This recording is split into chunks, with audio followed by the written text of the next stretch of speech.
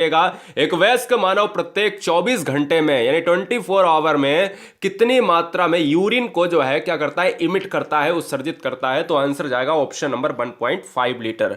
मैं आपको बता देना चाहता हूं, यहां से 3 क्वेश्चंस पूछे जाते हैं। जो आपका ह्यूमन यूरिन है, इसका पीला रंग क्यों होता है? तो आपको याद रखना है कि इसका पीला रंग होता है, यहां पर रीजन क्या है, यूरोक्रोम। यानी अगर हम बात करें कि हम सभी का यूरिन पीला क्यों होता है, तो यूरोक्रोम की उपस्थिति के कारण। ठीक है, एक और क्वेश्चन पूछा जाता है कि इसका पीएच, पीएच बोले तो पोटेंशियल ऑफ हाइड्रोजन कितना होता है, 4.8 से 6 तक जाता है। यह भी आपका कोई निश्चित नहीं होता है। जिस तरीके से मानो रक्त का जो है कितना होता है, 7.4, यह निश्चित होता है। आगे बढ़ेंगे, क्वेश्चन नंबर 2। नेत्र के किस भाग में एक वर्णक मौजूद होता है जो नेत्र के भूरे रंग, नीले रंग या काले रंग के लिए जिम्मेदार है? अब यहां से भी आपके कितने क्वेश्चन बनेंगे? 2 से 3 क्वेश्चन बनेंगे। बोले सर कैसे बनेंगे? मैंने कहा एक क्वेश्चन ये बहुत इंपॉर्टेंट बनता है कि ये बताओ कि जब मनुष्य का नेत्रदान होता है तो हम कौन सा यहां पर पार्ट जो है आंख का दान करते हैं, तो वो उसका आंसर होता है कार्निया। लेकिन यहां पर वर्णक की बात करेंगे तो वर्णक हमारा क्या हो जाएगा इस क्वेश्चन में, आइरिस हो जाएगा। इन दोनों क्वेश्चन को आपको समझना पड़ेगा मेरे भाई। याद रखिएगा, जब वर्णक पूछे काला नीला है ना, कुछ भी पूछे भूरा, तो हमें आइरिस लगाना है। जब मुझसे ये पूछा जाए कि ह्यूमन बॉडी के आंख का कौन सा पार्ट हम दान करते हैं, तो वो कार्निया है। क्लियर है? चलें आगे, बिल्कुल चलेंगे। क्वेश्चन नंबर 3, एक सर्वदाता व्यक्ति का रक्त समूह क्या होता है? तो ध्यान देना है, इस क्वेश्चंस में भी 3 से 4 क्वेश्चन बनते हैं। पहला क्वेश्चन ये कि अगर हमसे रक्त पूछा है तो रक्त की बात करें, यानी इसको इंग्लिश में कहते हैं ब्लड। ब्लड के अध्ययन को हम कहते हैं हिमेटोलॉजी। ब्लड का जो पीएच होता है वो कितना होता है, 7.4 होता है। कैसा होता है सर? ये होता है बेस होता है, क्षारीय होता है। 3 क्वेश्चन तो ये हो गए। रक्त की बात करें तो एक तो होता है सर्वदाता, सर्वदाता का मतलब होता है डोनर, और डोनर होता है ओ, इसलिए इस क्वेश्चन का आंसर जाएगा ऑप्शन नंबर सी के साथ। अगर सर्वग्राही पूछता तो हमारा एक्सेप्टर हो जाता, तो एक्सेप्टर में क्या होता, हम कहते हैं सर एवी होता। तो आप भी कह सकते हो इस क्वेश्चन के हिसाब से ऑप्शन सी हमारा राइट हो जाएगा। क्वेश्चन नंबर 4, उस ग्रंथि का नाम बताइए जो रक्तचाप, यानी अगर हम ब्लड प्रेशर की बात करें, रक्तचाप को बैलेंस करती है, नियंत्रित करती है। जरा लॉक कीजिएगा, उम्मीद के साथ कहते हैं यह क्वेश्चन एग्जाम में ट्रेंड करेगा। जी हां, तो देखिए दोस्तों, अगर बात करें इस क्वेश्चन में तो आंसर क्या हो जाएगा, ऑप्शन नंबर किसके साथ, ऑप्शन नंबर चला जाएगा बी के साथ। अधिवृक्क की जो ग्लैंड होती है, ऑप्शन नंबर हमारा क्या हो जाएगा, बी के साथ। याद रखना है, जो आपके ब्लड प्रेशर को, रक्तचाप को बैलेंस बनाती है आपके बॉडी के हिसाब से, तो ऑप्शन हमारा बी हो जाएगा। क्लियर है? चले क्वेश्चन नंबर यहां पर 5 लेंगे। मानव शरीर के किस अंग में लिम्फोसाइट, लिम्फोसाइट क्या होता है मैं आपको बताता हूं। देखिए, एक होता है आरबीसी, एक होता है डब्ल्यूबीसी। आरबीसी का फुल फॉर्म होता है रेड ब्लड कार्पल्स या सेल, और डब्ल्यूबीसी का मतलब होता है व्हाइट ब्लड सेल या व्हाइट ब्लड कार्पल्स। ठीक है, आरबीसी की बात करें तो आरबीसी में भी कुछ आपकी इनको नाम अगर हम बात करें तो इनके जो है बहुत सारे नाम जाने जाते हैं। ठीक है ना, कुछ बच्चे कहते हैं सर इरेथ्रोसाइट, कुछ अन्य ने लिम्फोसाइट, कुछ अन्य कहीं ना कहीं क्या कहते हैं, अदर अदर कहते हैं। तो मतलब क्या है कि इन दोनों के अलग अलग नाम भी हैं, जो मैंने पिछले वीडियोज में आपको बताया था। आरबीसी का जब निर्माण होता है तो वो अस्थि मज्जा में, लिम्फोसाइट का जो रूल होता है वो डब्ल्यूबीसी से संबंधित है। इसका भी निर्माण कहां पर होता है, अस्थि मज्जा, यानी अगर हम बात करें बोन मैरो में। अच्छा, अस्थि मज्जा में कहां पर होता है, स्टेम सेल में होता है। याद रखना है, स्टेम सेल में, अस्थि मज्जा में लिम्फोसाइट का निर्माण होता है। अच्छा, कोई मुझे यह बताएगा कि आरबीसी का कार्यकाल कितना होता है? आरबीसी का कार्यकाल आप कहते हो 120 होता है। डब्ल्यूबीसी का कार्यकाल कितना होता है? तो डब्ल्यूबीसी का कार्यकाल कभी कभी 2 से 4 डेज आप मार सकते हो, और आप क्या मार सकते हो, 3 से 5 डेज भी मार सकते हो। इतना ही मारिएगा। बहुत सी किताबें आपका कहती हैं 10 से 12, 13 से 15, बिल्कुल गलत है। ठीक है ना। मनुष्यों में बौनापन किसके स्राव के कारण होता है? तो मैं बता देना चाहता हूं कि आपके समाज में कुछ बच्चे जो होते हैं वो, उनका कद जो होता है वो छोटा रह जाता है। तो उसका रीजन क्या होता है मैं बता देता हूं। उसका रीजन एक तो होता है आपका जेनेटिक सिस्टम होता है, जेनेटिक कोड की समस्या होती है। यानी अगर हम बात करें माता पिता या परिवार में कोई भी ऐसा सदस्य है या दादा दादी के ऊपर गए हैं, तो हम कह सकते हैं वो जेनेटिक प्रॉब्लम है। लेकिन रियलिटी क्या है वहां पर, रियलिटी गाइस ये है कि हम कह सकते हैं थायरॉक्सिन हार्मोन जो होता है वो इंपॉर्टेंट है। थायरॉक्सिन हार्मोन क्या करता है, बौनेपन को बैलेंस करता है। ऑप्शन नंबर जाएगा डी के साथ। क्लियर है? चले आगे, क्वेश्चन नंबर 7 लीजिएगा। एक्सियल स्केलेटन, स्केलेटन का मतलब क्या होता है? स्केलेटन का मतलब आप समझते हो कि पूरी बॉडी का जो हमारा क्या होता है, पूरी बॉडी जिसमें आपके रिब्स आ जाते हैं, जिसमें आपका पूरा स्कल आ जाता है, पूरा स्केलेटन सिस्टम का मतलब आप समझते हो कि हम कह सकते हैं कंकाल तंत्र, है ना। तो यहां पर अगर हम बात करें ऑप्शन क्या चला जाएगा, तो हमारा डी ऑप्शन हो जाएगा कि नहीं हो जाएगा? बिल्कुल हो जाएगा, क्योंकि रिब्स एंड स्टर्नम भी आता है, वर्टेब्रल भी आता है, कॉलम भी आता है, और ये स्कल खोपड़ी, ये सारा पार्ट हमारे शरीर का है। और एक्सेल स्केलेटन यही कहता है कि हमारा जो पूरा कंकाल तंत्र है ना, ये सर कहीं ना कहीं एक तो होता है अक्षीय और एक तो बाह्य होता है। तो हम कह सकते हैं ऑप्शन डी हमारा राइट हो जाएगा। मैं पूरी तरीके से व्याख्या कर देता हूं, देखिएगा। कंकाल तत्व शरीर के अनुदैर्ध्य एक अक्ष के साथ उपस्थित होता है। अक्षीय कंकाल में क्वेश्चन पूछ सकता है कितनी हड्डियां होती हैं, तो 80 की बात करेंगे, 80 हड्डियां होती हैं, जिसमें खोपड़ी, वर्टेबल, पसलियां, रिब्स और स्टर्नम होते हैं, ठीक है ना। जो आपका अक्षीय कंकाल होता है उसमें 80 हड्डियां होती हैं। ये क्वेश्चन एग्जाम में कई बार पूछा गया है। क्वेश्चन नंबर 8, शरीर की सबसे लंबी और सबसे छोटी हड्डी, यानी सबसे लंबी और सबसे बड़ी हड्डी, ध्यान दीजिएगा। लंबी का मतलब है कि बहुत ज्यादा लेंथ है, और बड़ी का मतलब भी क्या होगा सर, हम कह सकते हैं उसका भी लेंथ कहीं ना कहीं छोटा तो होगा नहीं, अमूमन सी बात है। तो हम ये कह सकते हैं कि देखिए, एक तो पूछता है बड़ी हड्डी, तो हमारा जो आंसर होता है फीमर होता है, ठीक है, फीमर होता है। लेकिन एक छोटी हड्डी पूछता है, तो क्वेश्चन में आता है कि छोटी हड्डी मनुष्य के किस शरीर में होती है, तो कान में होती है। और कान का नाम क्या है? कान की बात करें तो क्या होता है, जल्दी से बताइएगा? स्टेप्स होती है, ठीक है ना। तो छोटी हड्डी स्टेप्स है और बड़ी हड्डी फीमर है। छोटी हड्डी कान में है, बड़ी हड्डी फीमर कहां पर है? जांग में है, ठीक है। तो ये 4 क्वेश्चन आपके बनेंगे। क्वेश्चन नंबर 9, 9-10 की बात करेंगे, 3 से 4 क्वेश्चन हम लेंगे, बहुत बार पूछे गए क्वेश्चन है जो आपके विटामिन होंगे, विटामिन से होंगे। बेरी बेरी रोग किस विटामिन की कमी के कारण होता है? तो मैं आपको बता देना चाहता हूं कि विटामिन अगर मुख्यतः देखी जाए तो ए, बी, सी, डी और ई के होती हैं। अगर देखा जाए तो इसमें ए विटामिन और डी, ई के विटामिन ये होती हैं वसा में घुलनशील, यानी, और ये होती हैं वाटर सेल्यूबल होती हैं, ठीक है ना, वाटर में घुलनशील, बी और सी। वेरी वेरी रोग की बात करें तो विटामिन बी1 की बात करता है, और इसका जो रासायनिक नाम होता है वो होता है थायमीन होता है, राइट। तो थायमीन भी आपको याद रखना है। चलेंगे आगे क्वेश्चन नंबर 10 पर। निम्नलिखित में से कौन से विटामिन में कोबाल्ट पाया जाता है? अब यहां से 3 क्वेश्चन बनेंगे। एक तो पूछता है कोबाल्ट किस में पाया जाता है, तो आंसर होगा B12 में। और दूसरा क्वेश्चन ये पूछता है कि B12 का रासायनिक नाम क्या होता है, तो साइना कोबालमिन होता है, ठीक है ना, साइना कोबालमिन होता है। और तीसरा क्वेश्चन ये पूछता है कि कौन सी विटामिन से कैंसर का उपचार होता है, तो कौन सी विटामिन से कैंसर का उपचार होता है? कोबाल्ट 16 से होता है, और कोबाल्ट 16 हम कह सकते हैं B12 में होता है। तो मैं आसानी से आंसर क्या लगा सकता हूं? विटामिन B12 लगा सकता हूं। ये 3 क्वेश्चन एग्जाम में कई बार ट्रेंड होते हैं, मतलब 1 सेकंड के अंदर 3-3 क्वेश्चन हर क्वेश्चन से निकाल रहे हैं। तो मैं कह सकता हूं कि हम इसमें 100 क्वेश्चन, यानी अगर 30 क्वेश्चन मैं आपको स्क्रीन पर दिखाऊंगा तो उसका मतलब है कि 100 से 200 क्वेश्चन आपके तैयार हो जाएंगे। आगे बढ़ेंगे क्वेश्चन नंबर 11। मात्र 5 मिनट के अंदर दोस्तों आगे आने वाले 15 क्वेश्चन और करेंगे। विटामिन B7 का रासायनिक नाम क्या है? तो विटामिन B7 का जो रासायनिक नाम है दोस्तों, तो याद रखिएगा, कई बार एग्जाम में पूछा जाने वाला क्वेश्चन है, किताबों में बहुत जगह आपको परेशान करेगा। लेकिन मैं आपको बता देना चाहता हूं कि जो अगर B7 की बात करें कभी एग्जाम में, तो आप क्या मारेंगे बताइए? आप क्या मारेंगे? तो ऑप्शन नंबर चला जाएगा बायोटीन के साथ, ऑप्शन डी हमारा राइट हो जाएगा। बढ़े क्वेश्चन नंबर नेक्स्ट पर, 12 नंबर, ध्यान दीजिए, क्या बात है। देखिए दोस्तों, आपसे कह रहा है, क्वेश्चन कह रहा है कि कौन सा विटामिन गर्म करने पर नष्ट हो जाता है? कौन सा विटामिन गर्म करने पर नष्ट हो जाता है? जरा जवाब दीजिएगा। बहुत बढ़िया। चलेंगे दोस्तों क्वेश्चन नंबर नेक्स्ट, देखिएगा। यहां पर गर्म करेंगे तो विटामिन सी हो जाएगा, क्योंकि अगर सी को हम करेंगे तो भैया पूरी तरीके से नष्ट हो जाता है। और साथ ही साथ बताना चाहता हूं, इसका जो रासायनिक नाम होता है वो एस्कार्बिक एसिड होता है, और रासायनिक नाम के साथ ही साथ यह खट्टे पदार्थों में पाया जाता है। सब्जी को छीलने के बाद अगर आप धोते हो तो नष्ट हो जाता है। तो मतलब कहने का यह है कि विटामिन सी भी आपके एग्जाम की दृष्टि से इंपॉर्टेंट है। आगे बढ़ेंगे क्वेश्चन नंबर 13।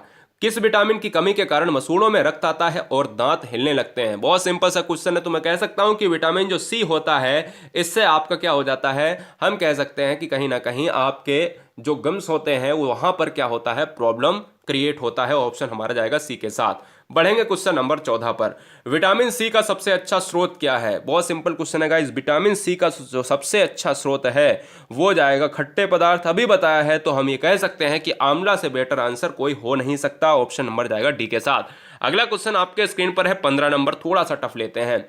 मांसपेशियों की विद्युत गतिविधि, यानी अगर हम इलेक्ट्रिक सिस्टम को देखें और जो मांसपेशी आपकी जो मसल्स हैं यहाँ पर अगर रिकॉर्ड देखा जाए तो मशीनरियों में रिकॉर्ड देखा जाता है कि भाई मांसपेशियों में आपकी समस्या क्या है। तो ये क्या होता है, ये ईसीजी होता है या ईएमजी होता है, बताइए। तो यार याद रखो कि ईसीजी तो होगा ही नहीं। ईसीजी होता है वो दोस्तों हार्ट से होता है, हर बच्चा जानता है ईसीजी हार्ट से होता है, और ईईजी इलेक्ट्रोइंफेलोग्राम होता है, ये दोस्तों होता है आपके ब्रेन से संबंधित। लेकिन ये ईएमजी क्या है, तो यही क्वेश्चन हो जाएगा। मतलब आपको पता भी नहीं होता ना तब भी आप मार सकते हो भाई, ए बी दोनों हो नहीं सकते क्योंकि ये आपका हार्ट से होता है, तो आंसर ऑप्शन नंबर ए होगा नहीं, तो आंसर बी चला जाएगा। थोड़ी सी व्याख्या आपको बता देते हैं। हृदय के रिकॉर्ड को ईसीजी के रूप में जाना जाता है, और मांसपेशियों का जो रिकॉर्ड होता है वो ईएमजी के रूप में जाना जाता है, और जो मस्तिष्क का जो रिकॉर्ड होता है वो ईईजी। ईईजी पढ़ा मैंने, ईसीजी पढ़ा मैंने, और क्या पढ़ा मैंने, ईएमजी पढ़ा। ईएमजी मांसपेशी है, ईसीजी है कार्डिक वाला, हृदय वाला, और ईईजी है ब्रेन वाला यानी मस्तिष्क वाला, है ना। चले दूसरा सेट लगा लेते हैं, एक और सेट लगाते हैं फटाफट। ऑन्कोलॉजी किसके अध्ययन से संबंधित है, तो ध्यान दीजिएगा, ऑन्कोलॉजी जो संबंधित है गाइस यहां पर, तो हमारा किसके साथ, पक्षी का अध्ययन कहलाता है ऑर्निथोलॉजी। कैंसर की बात करें तो इस क्वेश्चन का आंसर चला जाएगा ऑप्शन नंबर बी के साथ। एक और होता है मिट्टी का अध्ययन, तो मिट्टी का होता है पेडोलॉजी, नॉट पेडोगॉजी, पेडोलॉजी होता है, तो ये भी आपको याद रखना है, ठीक है ना। तो ऑप्शन जाएगा किसके साथ, ऑप्शन जाएगा यहां पर बी के साथ। यहां कैंसर है, ठीक है ना, नीचे आंसर गलत टाइप हो गया है, कोई बात नहीं है। ऑन्कोलॉजी हमेशा कैंसर का अध्ययन होता है, स्तनधारी नहीं। ऑन्कोलॉजी में कैंसर का बात करता है, यानी अगर हम बात करें कोई भी शरीर का ऐसा पार्ट जो फालतू में बढ़ गया होता है, कोई भी ऐसे ऊतक टिश्यूज जो बढ़ जाते हैं शरीर में, आवश्यक अनावश्यक वृद्धि हो जाती है, उसको हम कैंसर कहते हैं। ये बात आप दिमाग में रख लीजिएगा। क्वेश्चन नंबर नेक्स्ट, परमाणु विखंडन प्रक्रिया के दौरान उत्पन्न ऊर्जा का प्रयोग हम कहां पर करते हैं, जवाब दीजिएगा परमाणु विखंडन। देखिए परमाणु विखंडन की बात करें तो हम कहते हैं कि सर क्या आप परमाणु बम में करते हैं क्या, जल्दी से कमेंट करो। और संलयन की बात करेंगे तो फिर कहां पर करोगे, तो संलयन में सूर्य की ऊर्जा भी होती है, संलयन में आपके हाइड्रोजन बम की भी ऊर्जा होती है, ठीक है ना। तो इस चीज को भी आपको याद रखना है। तो फिलहाल इस क्वेश्चन का जो राइट आंसर जाएगा वो किसके साथ चला जाएगा, क्वेश्चन नंबर 2 का जो आंसर जाएगा भैया वो चला जाएगा हमारा बी के साथ, बिजली बनाने में। परमाणु विखंडन का प्रयोग हम बिजली बनाने में करते हैं, यानी इलेक्ट्रिसिटी। आगे हम बात करें 4, इनमें से कौन गैस के प्रसरण का एक उदाहरण है। गैस का प्रसरण, गैस का प्रसरण का मतलब आप समझते हो, गैस का प्रसरण का मतलब होता है कि जब चीजें फैलती हैं, प्रसरण का मतलब होता है यानी कोई भी ऐसा आपके एटमॉस्फेयर में ऐसा बॉन्ड जो क्रिएशन के दौरान यहां पर क्या होता है, एक्सप्लोड होता है। खाने की सुगंध की बात करें तो बिल्कुल, अगर सुगंध है तो आपको महक तभी लगी ना जब कोई चीज आसपास रखी है, फैल रही है, प्रसरण हो रहा। अगरबत्ती की खुशबू आपको लग रही कि भाई पूजा की अलमारी में या कहीं आपने लगा के रखी है तो उसकी महक आ रही है, आप कह रहे हो बड़ा बढ़िया आ रही है, आप कह रहे हो बिल्कुल। इत्र की महक, बोले सर कौन सा इत्र लगाया, बोले सर फला फला इत्र लगाया, बिल्कुल कहीं ना कहीं प्रसरण हो रहा है, तो आंसर जाएगा डी के साथ। बढ़ेंगे क्वेश्चन नंबर नेक्स्ट पर, निम्नलिखित में से किसमें अधिक ताप है, तो याद रखना है अधिक ताप। यहां से क्वेश्चन 2 बनते हैं। पहला क्वेश्चन तो यह बनता है कि किस निम्नलिखित में से किससे जो है आप ज्यादा जलोगे, ज्यादा जल जाओगे, बोले सर कैसे, क्या बर्फ में जल जाओगे, बोले सर नहीं। यहां पर क्या हो सकता है, हाथों में क्या हो सकता है, शून्यता आ सकती है। उबलते पानी में ज्यादा जलोगे या भाप में जलोगे, जल्दी से बताओ, कमेंट करो।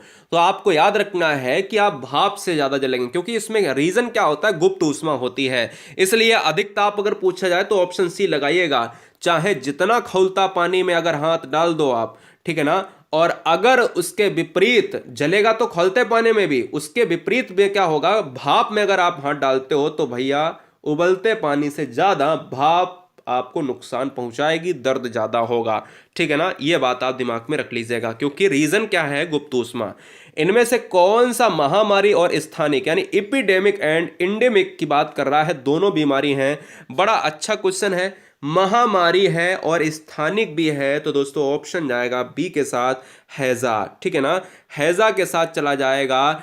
टिंकू सीडी पर है पटाखा, मैंने आपसे एक ट्रिक बताई थी बहुत पहले, कोई बात नहीं, नए बच्चे देख रहे हैं तो मैं आपको बता देना चाहता हूं कि आपको कोई ट्रिक नहीं याद रखनी है, 3-4 रोग मैं बता देना चाहता हूं। एक हैजा है, एक टाइफाइड है, ठीक है ना, ये सभी क्या रोग हैं, एक आपका जो है कुकुर खांसी है, एक सिफिलिस है, एक डिफ्थीरिया है, सिफिलिस है, डिफ्थीरिया है, ये सभी रोग होते हैं बैक्टीरिया से होते हैं, जीवाणु से होते हैं। आगे बढ़ेंगे क्वेश्चन नंबर 7, न्यूमिज्मेटिक जो है किसके अध्ययन से संबंधित है? न्यूमिज्मेटिक किसके अध्ययन से संबंधित है? तो मैं आपको बताना चाहता हूं कि जो न्यूमिज्मेटिक सिस्टम है, साइंस है, टेक्नोलॉजी है, ये ऑप्शन जाएगा हमारा ए के साथ। जो क्वाइंस होते हैं, क्वाइंस, स्टडी ऑफ क्वाइंस हम कहते हैं, रिलेट करता है न्यूमिज्मेटिक से। आगे हम बढ़ेंगे क्वेश्चन नंबर 8 के साथ। यूजेनिक्स किसके अध्ययन से संबंधित है? यूजेनिक्स।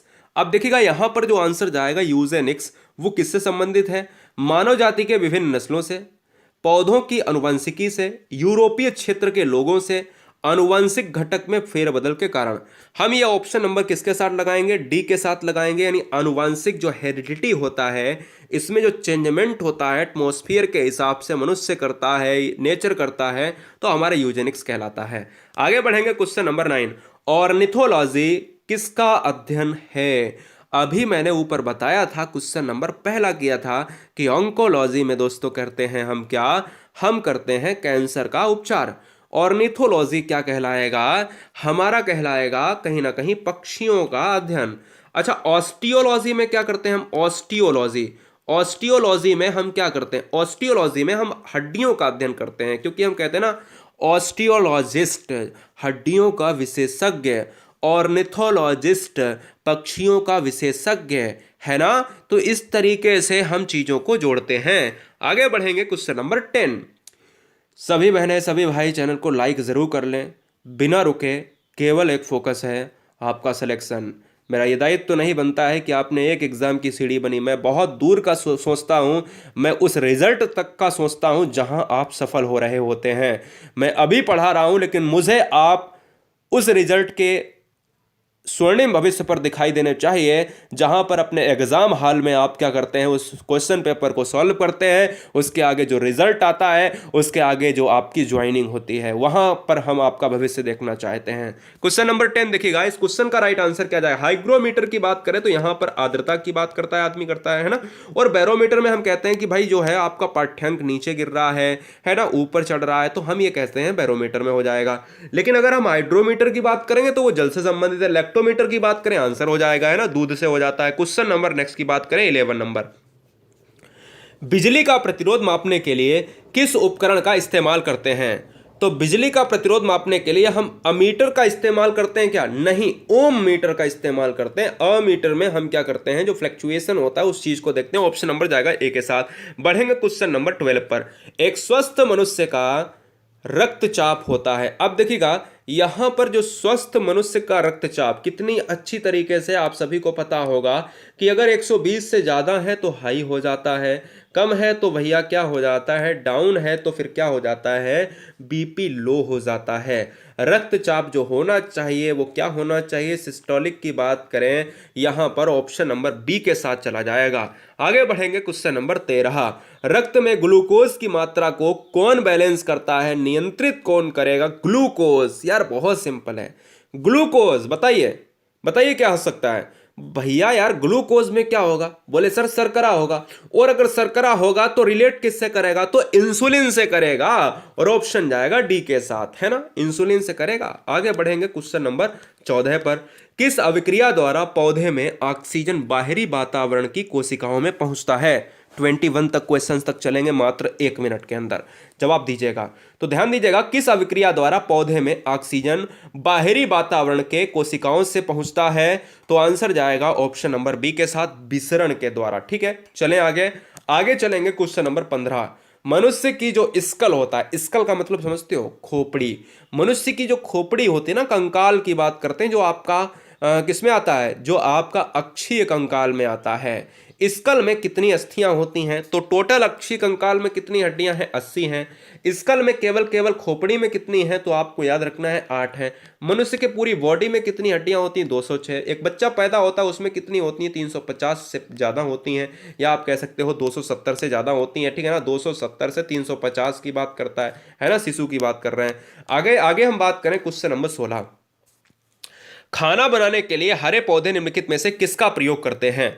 खाना बनाने के लिए हरे पौधे को चाहिए कार्बन डाइऑक्साइड, चाहिए कार्बन डाइऑक्साइड चाहिए। सनलाइट इंपॉर्टेंट है, सूर्य हमेशा चाहिए उसको, है ना। क्लोरोफिल की उपस्थिति होनी चाहिए, वाटर उसको चाहिए, तो आंसर क्या चला जाएगा, डी के साथ चाहिए भैया, है ना। बहुत बढ़िया। क्वेश्चन नंबर 17, रक्त में लाल रंग निम्नलिखित में से किसके कारण होता है। बच्चों वाला क्वेश्चन है गाइस, बहुत सिंपल क्वेश्चन है, तो आंसर चला जाएगा भाई हीमोग्लोबिन के साथ, ऑप्शन नंबर बी के साथ चला जाएगा। इसी के कारण क्या होता है, ब्लड जो होता है वो रेड होता है। ब्लड क्या होता है, वो रेड होता है। और साथ ही साथ मैं बता देना चाहता हूं कि इसमें कौन सी लौह धातु पाई जाती है, याद रखना कौन सी धातु, लौह धातु पाई जाती है। आगे बढ़ेंगे क्वेश्चन नंबर 18, अमरवेल की बात करें, यह एग्जाम्पल किसका है। स्वपोषी है अमरवेल, परजीवी है, मृत पोषित है या फिर होस्ट है। तो इस क्वेश्चन का जो राइट आंसर जाएगा, सभी बहनें सभी भाई चैनल को ईमानदारी से सब्सक्राइब करें और ईमानदारी से लाइक करें। अमरवेल का एक उदाहरण है, तो अमरवेल हमेशा याद रखना है परजीवी के साथ जाएगा, ऑप्शन नंबर बी हम लॉक करेंगे। नेक्स्ट वन की बात करें 19, डेलवर्जिया जाति निम्नलिखित में से किस एक से संबंधित है।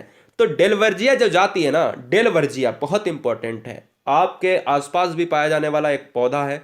पौधे का मतलब है कि आपके घरों में यूज होता है, आपके दरवाजों में यूज होता है। तो मैं कह सकता हूं कि भाई शीशम ही हो सकता है, काजू का पौधा आपके दरवाजों में नहीं यूज होता है, शीशम है ना। आपके दिमाग में आया होगा कि भाई घरों में यूज होता है तो मतलब चाय हो सकता है, नहीं, चाय का पौधा नहीं पाया जाता है आपके घरों के बीच में, है ना। तो मैंने ये पूछा है आपसे, आपके घर के आसपास मोहल्ले पड़ोस में पौधा है, पौधे का मतलब पेड़ है, वो शीशम हो सकता है। आपकी अलमारी में, आपके दरवाजों में शीशम की प्रजाति मिल जाएगी। आगे बढ़ेंगे question number 20, second last question है, मनुष्य में एफ्लाटॉक्सिन एक खाद्य विषाक्तन है, मतलब क्या है, एक टॉक्सिक क्या है, एक टॉक्सिक क्या है, एक टॉक्सिक भैया थिंग है। इसके द्वारा सामान्यतः कौन सा अंग प्रभावित होता है। तो याद रखना है कि जब भी कोई भी पार्ट ऐसा पूछा जाए आपसे एग्जाम में कि कौन सा पदार्थ मनुष्य के खाद्य विषाक्तन या मनुष्य के लिए हार्मफुल है, तो वहां पर कौन रोक लेता है या कौन इफेक्ट होता है या कौन जो है यहाँ पर प्रभावित होता है,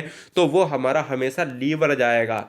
याद रखना है, लीवर हर समस्या को झेल लेता है, लीवर हर गंदे पदार्थ को झेल लेता है, लीवर आपको स्वस्थ रखता है। क्योंकि कोई भी टॉक्सिक एसिड भी जाए, टॉक्सिक बेस भी जाएं, कुछ भी ऐसे पार्ट जाते हैं जो आपके शरीर के लिए हार्मफुल हैं, गलती से शरीर में पहुंच जाते हैं, चाहे पानी के माध्यम से, चाहे सब्जी के माध्यम से या बाजार वाली चीज के माध्यम से, तो वो सब कुछ आपको बचाता है यकृत, ठीक है ना, लीवर। चैनल को सब्सक्राइब जरूर कर लें। और क्वेश्चन नंबर 21 आपके लिए ये रहा, जापानी इंसेफ्लाइटिस की बात करें तो ये क्वेश्चन लास्ट है आप सब